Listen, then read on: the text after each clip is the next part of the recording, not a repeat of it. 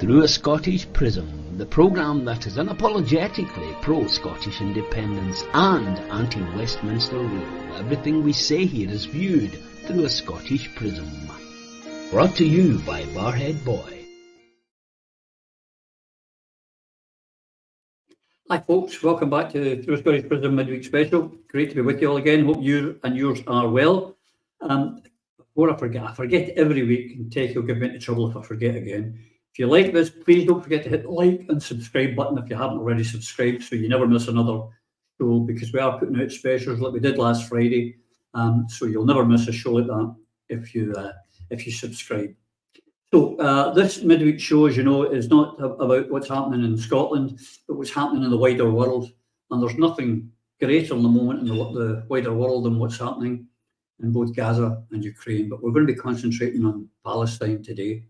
So let me bring in the panel, my two usual Wednesday comrades. There we've got Lloyd Quinnan and Yvonne Ridley. Welcome, my friends. How are you? Very well, thanks. Good. Yes, very good.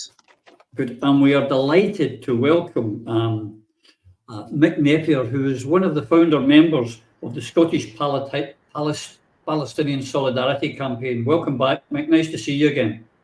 Thanks, Roddy. Thanks for the invite. Good. And before we get started, folks, I'd just like to make a special mention to one of our previous guests. Back in December 20th, I had the pleasure of interviewing retired US Colonel Anne Wright, who's now become a peace activist. And yesterday, she was arrested at the Congress for complaining about the United States government withdrawing funding for UNWRA. God bless her. They stuck her in handcuffs, a woman of 75. I don't know what threat she was posing to anyone, but our best wishes go to Anne, and we'll hopefully get her back and hear her story of what they've done to her. And while we're on that, Mick, welcome. Since the last time we saw you, you've had a few run-ins with her or His Majesty's finest. I mean, there's a pattern. I've looked at the pattern just to remind myself of various different appearances in sheriff courts across this fair land. And it seems every time there's a massacre, the cops get the handcuffs out or they knock on the door in the morning. I mean, in 2009, where there was a massacre of a mere 1,800 Palestinians, some of us got on top of an open-top tour bus, bought tickets to put her around Edinburgh. We had done it in Glasgow without any problem, and we hung a wee banner over the side saying, you know, end the siege of Gaza. To cut a long story short, the cops put out the handcuffs, took me away, and later had to apologise and offer to change the handing. I even got an editorial in the august pages of the Scotsman in support, because the coppers had exceeded their authority. In 2014, another charge, and it was really weird because we were charged with racially aggravated crimes for disrupting an Israeli state-sponsored event. So it just basically happens. Racially aggravated crimes chopped out by a magistrate, by a sheriff, as soon as he or she gets a look at it. 2 assault charges fitted up. I mean, it really helps when you're involved in a protest to have an Al Jazeera film team following the group around, because when their broadcast, which I managed to get in the nick of time, was shown in Kilmarnock Sheriff Court, the Procurator Fiscal was very shamefaced when the sheriff said, look, there was no assault. This case should never have been brought. There's no case to answer. It's not that you're not guilty. There was never any crime. So time after time we see this. We go to court after 3 years or 2 years or 18 months. And I calculated, Roddy, that in the last 14 years, I've sometimes been facing 2 charges, sometimes 3, sometimes none. But it's been the equivalent of about 17 years of court time during the last 14 years. And the last one was just the craziest. I was arrested in Central Station, Glasgow. The copper who lifted me and chucked me in a cage said, you've been arrested for religiously aggravated offences. Religiously aggravated. I mean, nobody mentioned religion or thought of religion. It was irrelevant, and that disappeared, but it was replaced by offences under the Terrorism Act. supporting a prescribed organisation. And the first time we went to court, the PF asked for more time to prepare their case. But after a month... Oh, we've lost you, Mick. We've lost Mick, it would seem. If you can hear us, Mick, your sound's gone off. Still can't hear. I'll move on when you come back. If you can maybe muck about with that, and I'll move on a wee bit. Lloyd, we've now had a few days respite, 5 days since the ICJ verdict come out. As the time's gone on, have you got any further thoughts on what happened and what's happened since? Well, I think it's horror. It's absolutely horrific what's happened since, Roddy. It strikes me that the Israeli regime has rejected entirely the not the judgment, but the recommendations of the ICJ. They seem to be flying directly in the face of. They know they're under investigation, but yesterday they sent undercover soldiers dressed as old women and as medics into the hospital I visited in Jenin, and killed 3 Palestinians who were being treated there. One of whom was in a coma, one of whom was paralyzed. It's extraordinary. And then the flooding of the tunnels, the forcible removal of people from northern Gaza to southern Gaza. All of this is building up towards the case that the ICJ have already warned them about, which is that they are on the verge of definitely convincing everyone that they're committing genocide. This is it's not what you expect of what is supposedly the most democratic country in the Middle East, that they flout international laws. We know they have for 75 years, but in this particular case, flouting it so directly immediately after the decision of the ICJ. And then, of course, that incredible conference that there was in Tel Aviv at the weekend, when you had over 4,000 settlers gathered together to apportion and parcel out the land of Gaza, and stating in front of 2 of the most senior members of Netanyahu's war cabinet that the only way forward is the occupation of Gaza by settlers. It beggars belief, really. It really does. It's terrible. The other thing, I noticed one of those boats went into the hospital, Yvonne, had it was a carry cot, but inside it were the weapons. And when they get inside, they took out the weapons and, as we say, shot a guy in a coma, shot another one lying there paralysed. Now, if this had been done the other way around, can you imagine the outcry? Or if Putin's soldiers had done it in the Ukraine, the outcry would have been, you'd have heard it for months. Well, we're in a situation at the moment where we've got 6 European countries that have withdrawn funding from the UN's Refugee Agency for Palestinians. And of course, this withdrawal of funding was led by America. And yesterday we saw these shocking images of Israeli soldiers who've got no intention of reining in their war criminal activities. In fact, if anything, the judgment of the ICJ has actually fueled their anger and activities towards the Palestinians. It's quite astonishing, almost as astonishing as the withdrawal of this critical funding by the West, including Britain. And something very interesting happened, which involved Scotland on the 27th of January, when America and Britain proudly announced it was withdrawing funding from the UN Refugee Agency. A statement went out from a Scottish government spokesman that the Scottish government was also withdrawing funding, and that went out in the Israeli Times. newspaper, or the Times of Israel, and suddenly there was a quick reversal, and Humza Yousaf, the First Minister, made a statement saying no such decision had been made, and Scotland was continuing its support for Palestine. And you have to wonder, I think it was hushed up, but who in the Scottish government thought they had the authority to issue a press release saying that the Scottish government was withdrawing funding?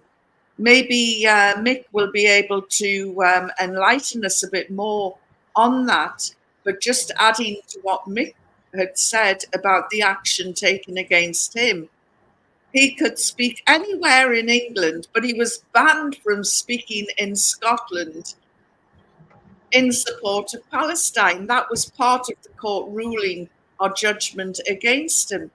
And it's like, what the hell is going on in the West, you know, where we are supposed to be a beacon of human rights, when our own liberties are being carpet bombed back home, while the Palestinians are being carpet bombed in Gaza?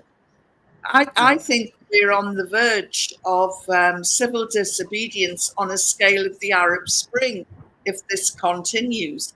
And we're seeing people, ordinary law-abiding people, disrupting fundraisers, disrupting council meetings.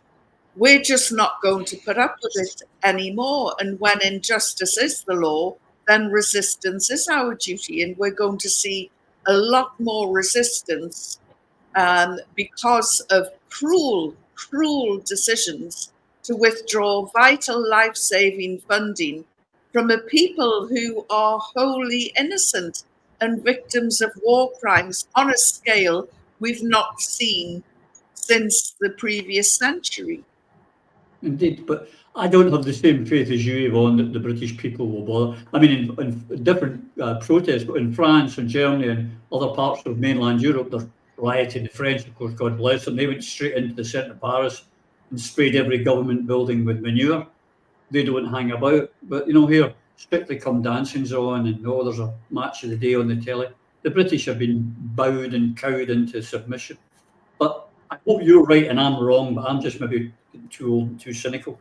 Mick, since the judgment on Friday, I mean, I've expected the Israeli government come out and accuse South Africa of being anti-Semitic.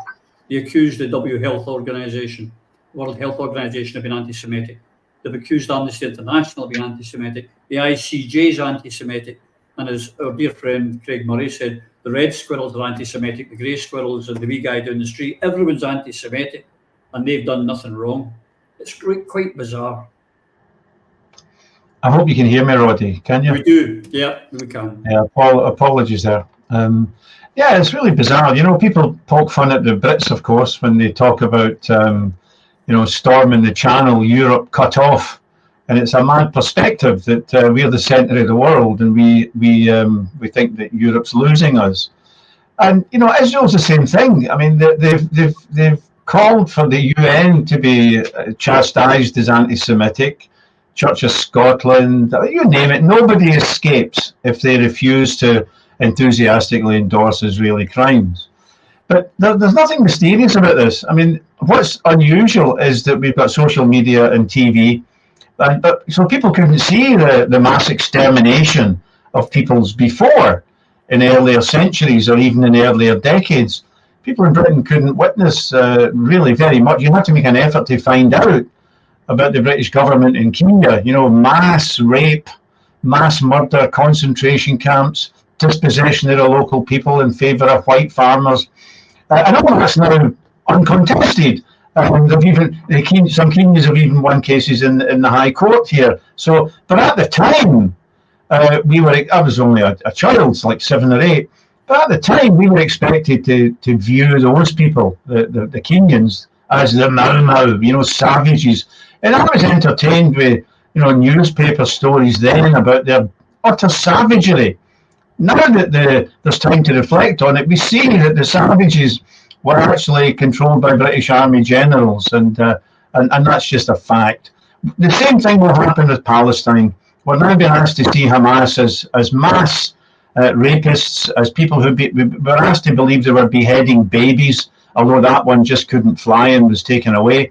The Israeli press, by the way, is full of stories about following October the 7th, Israeli tank shells, Israeli helicopter gunships slaughtered Israelis in order to kill Palestinians and not let them get back into Gaza. So that's a big story in Israel, but it's stum in the Western media. It's just never even alluded to. Now that's highly disciplined. That's very disciplined indeed, because it's a hell of a story. Main and overwhelming drive is to sell papers, diminishing, but still to sell them or to get advertising revenue. That's a story, but nobody runs it. It's been completely censored. And the other side of the coin, Roddy, is if you support genocide abroad, you must have repression at home. I mean, you wouldn't do repression if the majority of people supported the crimes.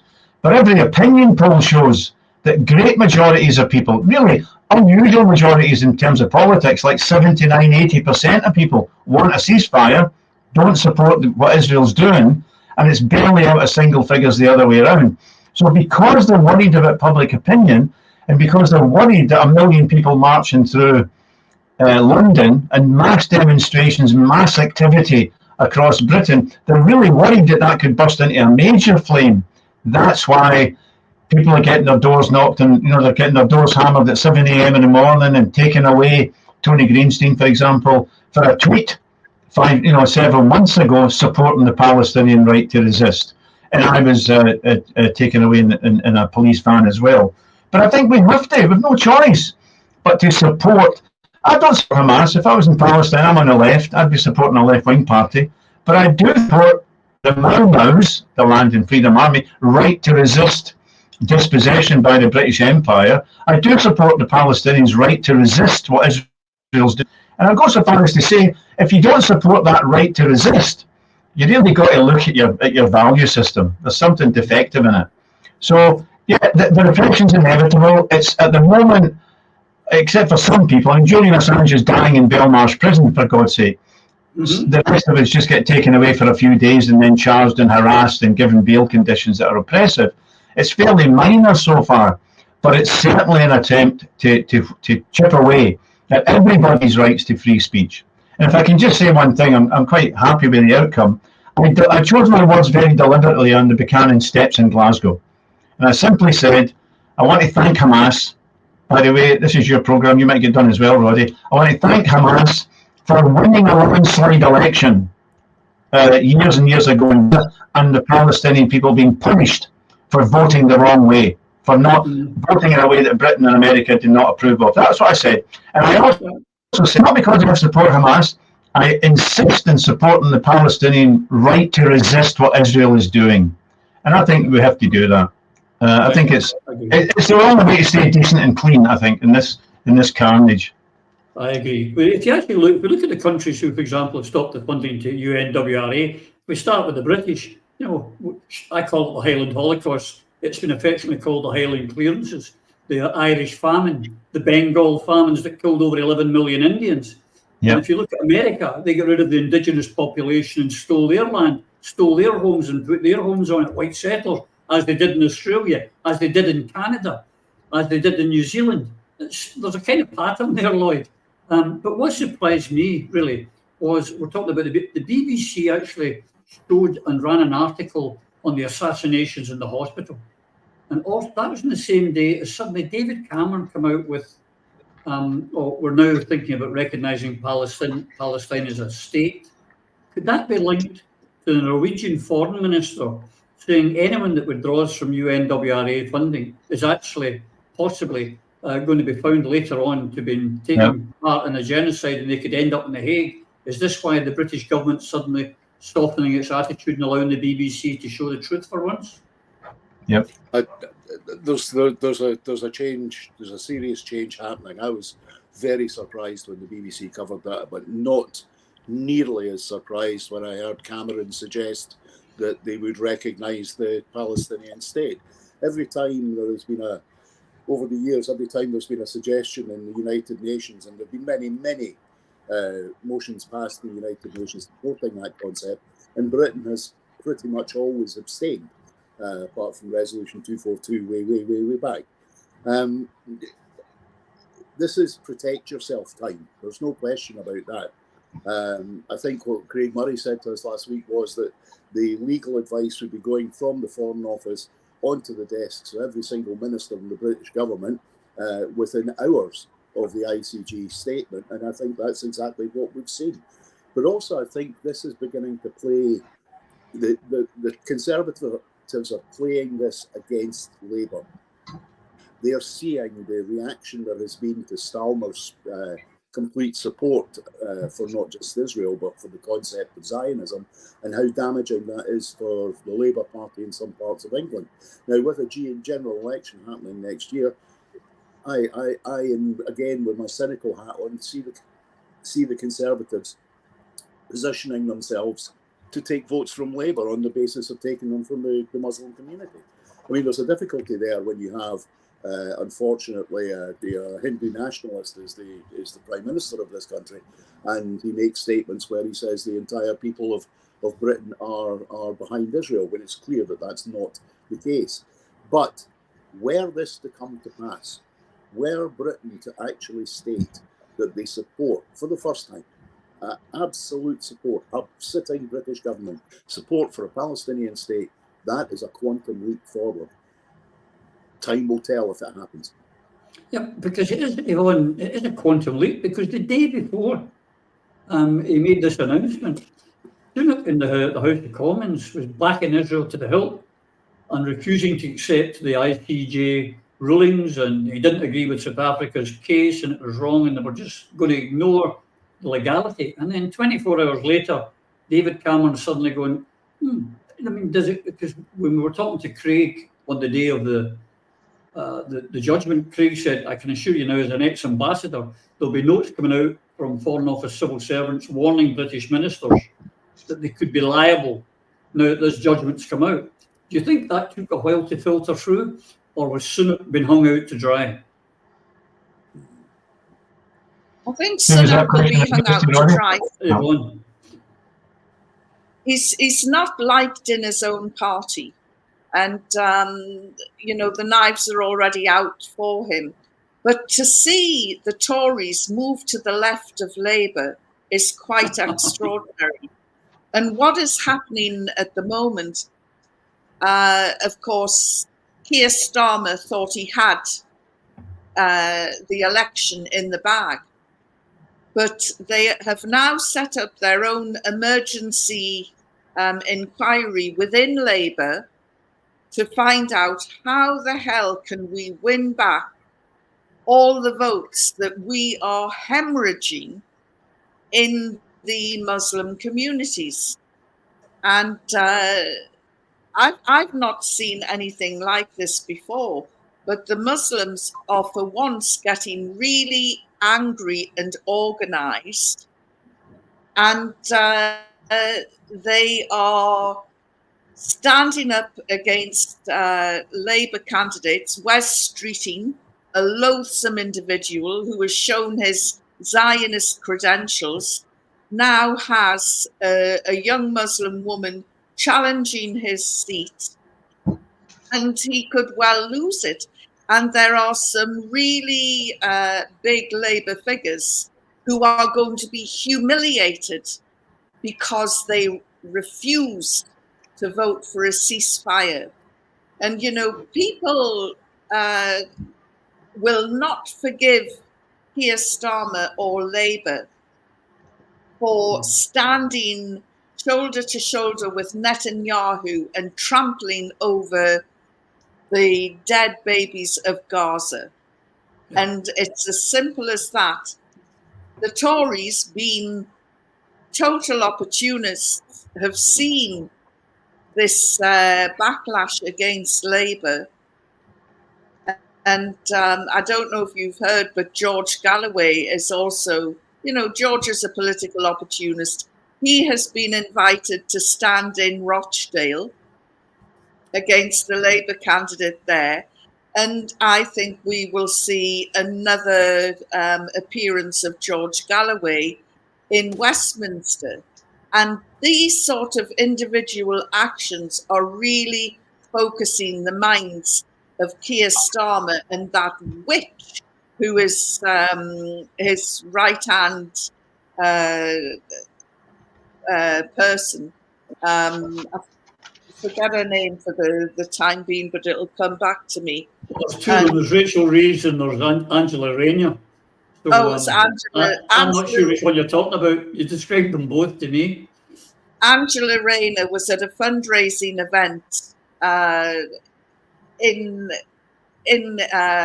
England, and one by one, people stood up at this fundraising event and challenged her again over the ceasefire.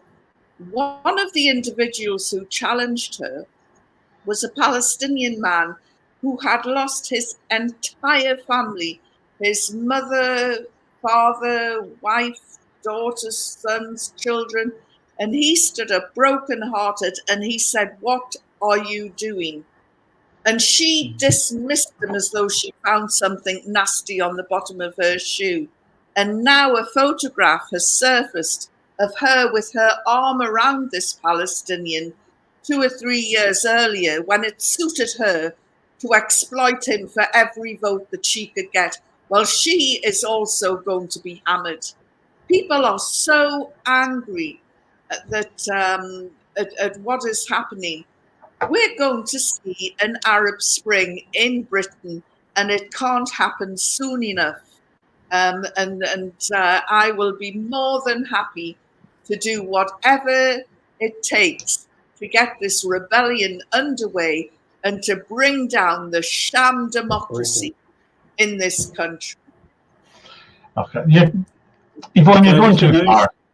Yeah, well, you have to rein in, Yvonne. That's going too far. We're still going to be able to vote at the next election for several genocide parties. We can vote for Labour genocide. We can vote for Tory genocide. The Lib Dems are in support of the genocide. But that's where we are. By the way, Yvonne, Rayner is coming to Preston Pans in 2 nights' time to speak at the Labour Party social club there, and I think she might get a warm reception. But what's even more interesting, the same night, Starmer will be speaking to a Labour fundraiser in Lanarkshire. Now, the people who are paying 60 quid for a ticket have not been told where the fundraiser will be yet.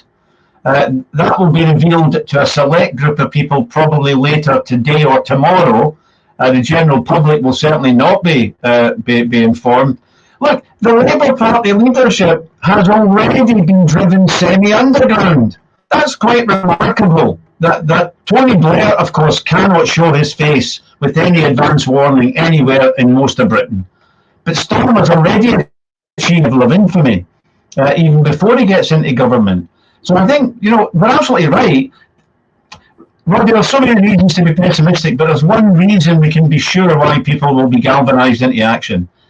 The Tories and Starmer's Labour don't know any limits. They mean us harm, they're going to attack us, and every time people want the quiet life, they're going to be blown out of it by what's coming down the road. And enough people have been warned. They look into Starmer's eyes, they look into Sunak's eyes. If this man is capable of supporting death squads going into hospitals, of forcing surgeons to amputate their own children's limbs without anaesthetic, if they remain quiet when Israel allows 10 trucks into Gaza but removes the anaesthetics from the trucks, as happened very recently, if Starmer doesn't qualify what he said earlier, that he's a Zionist without qualification, that's what it means. He supports the removal, no qualification, there's nothing Israel can do that would make him not a Zionist. Then I think we can be sure of one thing. The idea that my whole life grew up with, that when you go to the election, you vote for the lesser evil, right? You don't go out there enthusiastically for somebody that you've got an opportunity to really value and admire and say, I want that person to be my representative. You vote for the lesser evil, right? Cholera versus smallpox versus cholera. Now it's genocide versus genocide. Now that's radically new.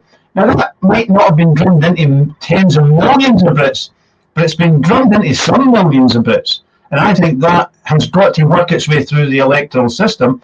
But before it does that, it might well work its way through into direct action and people realising that a vote for Starmer or Sunak is really no vote at all. So I'm not pessimistic because I still remain, people talk now about how the French are very militant and British Tories might talk about the French disease. I don't mean syphilis, I mean, the readiness to strike. But in the 1970s, the French talked about the British disease. It was Britain that was out of control. It was a British Prime Minister who called an election saying who runs the country, the unions or the government, and people voted not for the government. Right? We had the 3-day week. I remember that time it was endless optimism. Then we got beat by Thatcher and so on, and the predecessors of New Labour. But no, the government and the people who run this country will push people beyond what they are quite prepared to tolerate or even endure. So your pessimism's soundly based already, but it'll be subverted by the harshness of the attacks. And if they can do that to the people in Gaza, they can do something to the people, not similar, but they'll do harsh things to the people of Glasgow as well. Well, I don't doubt it, and I hope I'm wrong, and you're absolutely right. You and Yvonne are completely right. Because the thing is, though, Lloyd, in the countries who have all, for example, withdrawn their funding of UNRWA and who are solidly behind the genocide of Israel is carrying out against the Palestinians, the voters, really, we don't have much choice. As Mick pointed out, we've got 3 unionist parties who are all pro-Israel, and so you're going to get the same. In the United States, Republican or Democrats, the Americans have no choice. And it's the same throughout Europe, these countries. It's very difficult. So really, I've sometimes put up a John F. Kennedy, if you remove the democratic rights of people, then don't be surprised if they act in undemocratic ways. No, yes, that's it. But I think what we're really witnessing here, Roddy, is the Israeli understanding that if you are able to spread some dollars and shekels liberally around certain political parties and structures across Europe and the United States, of course they learned it in the United States, then you don't really have to have the diplomacy of the United Nations. I see the power of what we used to call the Israeli lobby. And it's now not a lobby at all. It's direct interference by the Israeli structures, their government and their intelligence services, in the democratic structures of most of Europe and the whole of North America. And all of this, I think, is interlinked and tied in. And we here in Scotland should be very careful that that's not already, and I believe it is, already happening here.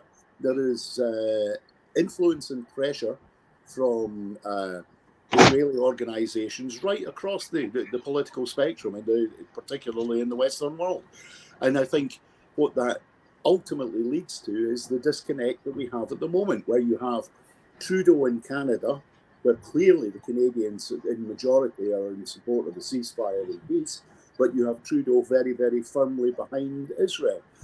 Britain, Sunak, firmly behind Israel. The somewhat mealy-mouthed Taoiseach of Ireland, trying to play both sides against the middle, because the mass of the people of Ireland are on the streets saying we want a ceasefire and we want peace and we want justice for the Palestinian people. Meanwhile, Ireland, which has clearly been influenced at a high political level, is trying to play both sides against the middle.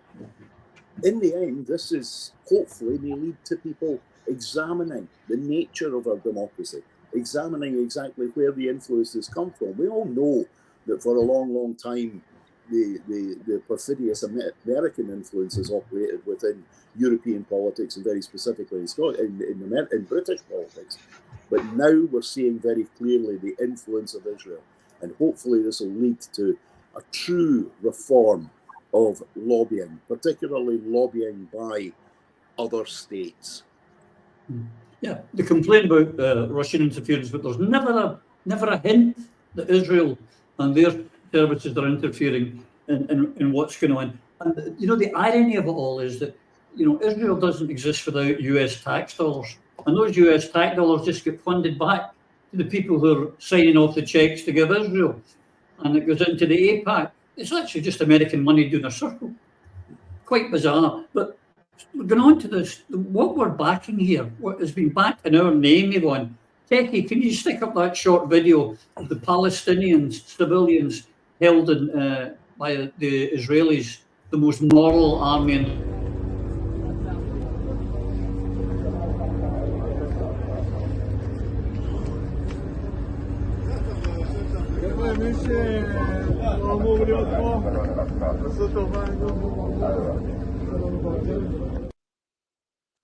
When CNN reported that, Yvonne, apparently those guys are sitting in 50 degrees centigrade heat.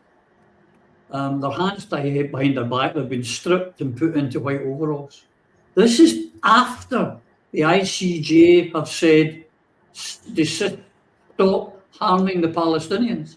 There's just total disregard by the Israelis. It's absolute contempt of court, is it not? Of course it's contempt of court. And what you were witnessing there was also a war crime, because you are not allowed to photograph and film and humiliate prisoners of war. But Israel couldn't give a stuff. Why? Because the Zionist lobby has bought and paid for our politicians, the likes of Angela Rayner and Starmer, who are coming to Scotland. And I hope that he gets the same welcome he got the last time he came to Glasgow. I can't believe he's got the nerve to come to Scotland again. But the trouble is, our politicians are bought and paid for by the Zionist lobby. And they, Lloyd, they are in Scotland already. And they're working across all the parties. And they're trying to infiltrate. They're already in the SNP. Yes, we found out through the Al Jazeera documentary, The Lobby, that Angus Robertson, according to Shai Massot, the Mossad agent who was expelled, he said of Angus Robertson, "Oh, Angus, he's our man." I know that Mick has done a lot of work using the Freedom of Information Act to find out just how close the Zionist lobbies are with the establishment figures in Scotland. And I have been attacked as an Alapa member. They are in the Alapa party as well. And anybody who assists these Zionist pieces of filth are as bad as the Zionists themselves. We really have to be on our guard. I was speaking at an event just south of the border last week, and I was threatened by a 6'2" Zionist, and I'm standing right next to a staircase, and I felt threatened. I thought he's going to push me down the staircase any minute. And now, whenever I go to speak, I'm escorted in and out for my own safety, and which is crazy. But this is what has happened. And of course, if I'm pushed down a staircase, it'll be my fault. I'll have aggressively thrown myself in front of this Zionist hand, and it would be my own act, and there wouldn't be a politician who will stand up for me, because they're bought and owned by the Zionist lobby. We really have to be on our guard. We really do. We do. Techie, can you stick up the picture of I think there's about 10 cabinet ministers, Israeli cabinet ministers in with a crowd when they're discussing new settlements at the moment, this land. This is talking of contempt of court, Mick. This was in Channel 4 News.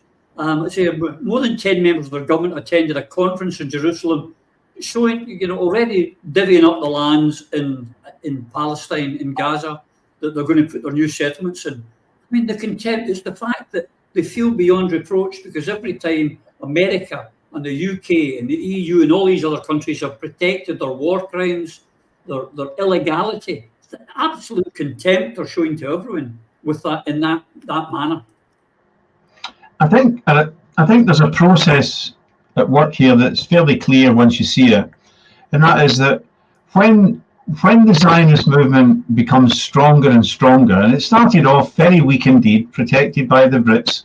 They could have been effortlessly ejected from their colonial project in Palestine by the native people, but Britain held down the native people in order to allow the colonists to grow stronger. But once they reached a certain strength, they threw out the people who were protecting them and carried out a massive ethnic cleansing on their own, like 1776 in America, 1948 in Palestine. The settlers say we don't need the imperial protection to carry out the crimes. But we've reached another stage now. Israel, after it was set up in 48, they actually wanted UNRWA set up in order to separate off Palestinian refugees from Jewish refugees from Arab countries, and they didn't want them to be treated in the same way. They wanted Palestinian refugees to be ghettoized and dealt with over a period of time. But as they've become stronger, and I think it's just reached, it's always been very close who wanted to find out, but now they really don't care what American public opinion thinks at the moment. They think they're protected by the elites, and they want everybody to see the savagery. They could have taken steps to conceal, all sorts of things that they've done, but they want people to look at them and think these guys can do whatever they want. And the reason is very, very clear. There's only about 7 million or even 6 million Zionist Jews in the Middle East, and there's hundreds of millions of Arabs and Iranians and others who hate what they're doing, who are killing, because they're killing large numbers of people because they speak Arabic. In order for that little number to survive in that hostile sea, a hostility that they've deliberately encouraged to get American weapons, in order to do it, they have to terrorize, they have to be insane. Nixon said it, didn't he? We want people to think we're a little bit mad, so they want, so that America can get that deterrent edge. Israel's doing that on steroids to show people they can slaughter, they can throw babies out of incubators, they can let the children's corpses lie near the hospital to be eaten by dogs, and their snipers will prevent anybody taking the corpses away in dignity. They want, all of this is known, but it could have been concealed. We have to ask ourselves why they want everybody to know this. And I think Britain incubated, but America has now incubated a monstrous entity, really, that probably out of control of its original masters to a considerable degree. I don't want to exaggerate it, because I think America could still rein them in pretty quickly, but it's actually, they've created a monster, and they'll run up to the present situation of babies being eaten by dogs and snipers protecting, making sure nobody can help them. All that's been public. It was concealed with a flimsy diplomacy, but you can't say you didn't see this coming. The barbarism has been there yet, and it's right up to the present day, and they've got 100 nuclear weapons, and some of those nuclear weapons we hear from Vanunu and others are targeted on European capitals, because never forget, the axiom of Zionism isn't that Arabs hate Jews, fantasy, it's that the whole world hates Jews. So in Israel, the general staff discussed the Samson option quite openly. It's in the Israeli media, as if you're getting beat, the Samson brought the whole temple down, they've got nuclear weapons, they're going to irradiate an awful lot if they're facing defeat. So I think this is terribly lethal and genocidal for Palestinians at the moment. But the rest of us should begin to be a wee bit afraid as well. Yeah, absolutely. I saw one from Jimmy Dork, a great podcaster in America. It was Netanyahu in the American Congress or the Senate, I don't know, one of the two anyway, certainly up there, I think it might be in the whole House. And he said, no matter what side of the aisle they're on, you all support Israel. It was an order. It wasn't an observation. He was more or less saying, you support us, no matter whether you're Democrat or Republican. But on that, they're suddenly talking about this kickback, Lloyd. I've got a video I'm going to stick up here just now. It seems that even in America, the Palestinian Americans are starting to fight back, and there's a group who are about to sue Biden, Blinken, and Austin. Can you stick up the video, Techie?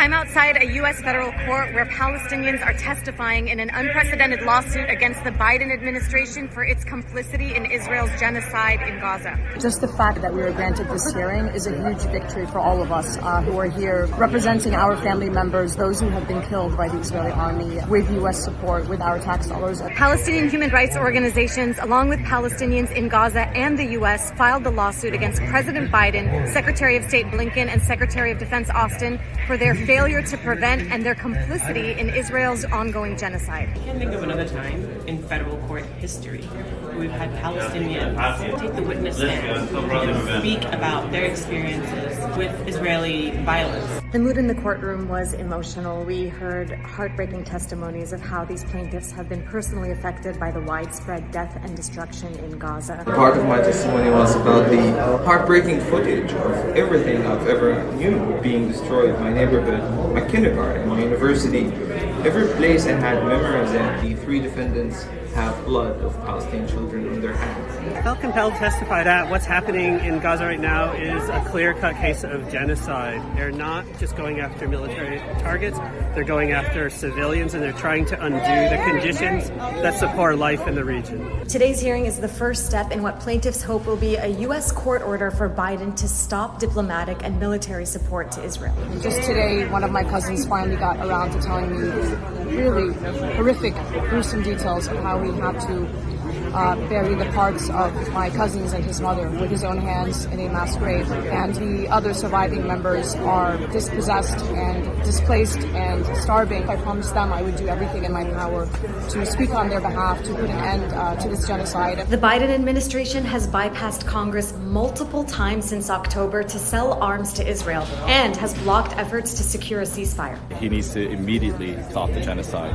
and he has the power to do it. He's been sending more military hardware, sending more funds to Israel, and we say enough is enough. The Biden administration argued in court that foreign policy is decided by the executive branch, not the courts, and so this case should be thrown out. The testimonies today came on the heels of an International Court of Justice order that Israel must take all measures to prevent a genocide in Gaza. I think it's really an incredible moment in history and a very strong message that the world refuses to stay silent. Over 26,000 Palestinians have been killed in Gaza since October 7th, at least 10,000 of them children. The hearing today ended with the judge saying he's going to be taking everything into serious consideration and that this will be one of the most difficult cases this court has ever tried. My cousin keeps telling me, tell everyone, tell anyone who's out there on the streets or in their homes or calling their representatives to keep doing what they're doing, because that makes them feel that they are not alone, that they are being heard, and that their lives matter. Long video, but I think it was worth showing, Lloyd, because it's incredible that in America that's happening. Whether it goes anywhere or not, you know, yes, we'd like it to, but the point is that it's starting to happen in the, you know, if you like, in the belly of the beast. It's a good sign. It's a great sign, Roddy, but it's what's been really, really heartening, particularly since you had former Colonel Ann Wright on the programme in December, is the number of actions that have been taken in state capitals across the United States, in council meetings. The demonstrations on the streets as well are much more than they have been for any other cause. Certainly, we didn't have this response in the United States to the Iraq War in the beginning of the 2000s. There seems to be a momentum developing here. And I think it's a lot to do with the fact that one of the things that cuts through with the American people is when you talk about the tax dollars. And there seems to have been a blindness on the part of, well, they're deliberately kept in the dark by the political representatives. But this whole idea of Americans paying for the destruction of another country, when in actual fact, United States citizens maybe originated in that country. People in a time of, you know, of austerity as there is in the United States, this level of waste is extraordinary. But I think another thing that we have to take into account is, in an election year, these are the times when, particularly in American courts, you tend to get the results that you wouldn't expect either at the beginning of a presidency or in the middle of a presidency. There's an element of movement, of, you know, though there's supposed to be an absolute separation of justice and the state. The reality in America is, so many of the appointments are political that the courts become an arm of government. And what we're seeing now is the possibility of the courts being able to influence the government in a much, much stronger way. And I think that's a great thing. Absolutely, hopefully. But that's the other thing that Lloyd's touched on it, everyone. The Americans are starting to waken up. That the money, I saw one, a thread on Twitter where they're talking about, wait a minute, the money that we're sending from the US to Israel and to Ukraine is giving them free healthcare, free education, things that we don't get in America, but we're funding it in Israel and Ukraine. It's time to start giving us it here. They tell us it's a bad thing to have in America, but they're funding it elsewhere. So maybe the worm is turning in the American public. People are beginning to wake up everywhere. We're not just fighting for the freedom of Palestinians, and that resonates with every Scot in this country today who wants independence, but we are also fighting for our own freedom. And as I said before, I really think that this is going to turn into our version of the Arab Spring, because people like Starmer and Sunak have left us with nowhere to go. There is nowhere else to go. We're going to the courts for justice. And we've seen, the ICJ has embarrassingly said to Israel, we're watching you, stop committing genocide. And we've seen from last night in Gaza that the Israelis refuse to be reined in because they know they can rely on the West, the politicians that they've invested in, that they've bought, that they own, to do the right thing by them. We can see it, and it's going to end up in pitched battles on the street. When you have a situation where Mick Napier is silenced by Scotland, that he's barred from standing up and speaking in Scotland, in his own country, you know that they are getting worried. And the worst thing that you can do is to try and silence somebody like Mick Napier. His organization is one of the most progressive and belligerent organizations. So I don't know whose phone that is, but anyway, these are very exciting times. Rebellion is in the air, and many of us are prepared to stand up. As Malcolm X said, you don't have to be a man to fight for freedom. All you have to do is to be an intelligent human being. Yeah. Well, I hope he's right. The problem is there's so many dafties in our country. Mick, do you see any likelihood of anyone in the UK taking Sunak and Snatch to court in the same manner as has been happening in America with Biden and Austin? And you can take them to court. By the way, the one that went off, I realised that Yvonne doesn't know who it was, so I'm not going to admit it. It could have been anybody, right? It was anti-Semitic, if you ask me. If they've got technology that can track it, then I apologise, Roddy. Look, Roddy, I mean, it's a good point that the Americans who've got huge tent cities of unemployed, who pay fortunes for their drugs and live a life of insecurity if they've got a reasonable income, have been asked to finance a living standard in Israel. And it's really important. That's not even negotiable in terms of American policy, because the Israelis see themselves in the disgusting language. They call themselves a villa in the jungle, right? They are the civilized Europeans among savages. And just like white people in apartheid South Africa, in order to keep the whole game going, they must have a living standard much higher than the local people around them. So yeah, that disgusting financing has to take place. But something went off in my head a few years ago, because Republicans and Democrats for private property. You know, this is my land, and we don't want socialised land or anything like that. So, but then I discovered in Israel, which they back to the hill, land is virtually 100% nationalised. Now, it's nationalised to prevent others buying it. Right? It's a racist state with a policy of nationalising the land so that non-Jews can't buy it. If the normal rules of the market were to operate as they do in Britain, then Qatar or Saudi could fund some Palestinians. There's also some millionaire Palestinians.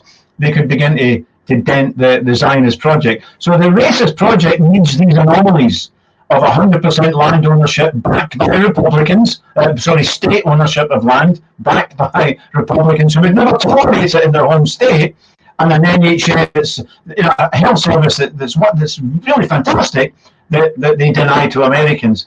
So we've got these little anomalies, or major anomalies. I've got to burst through.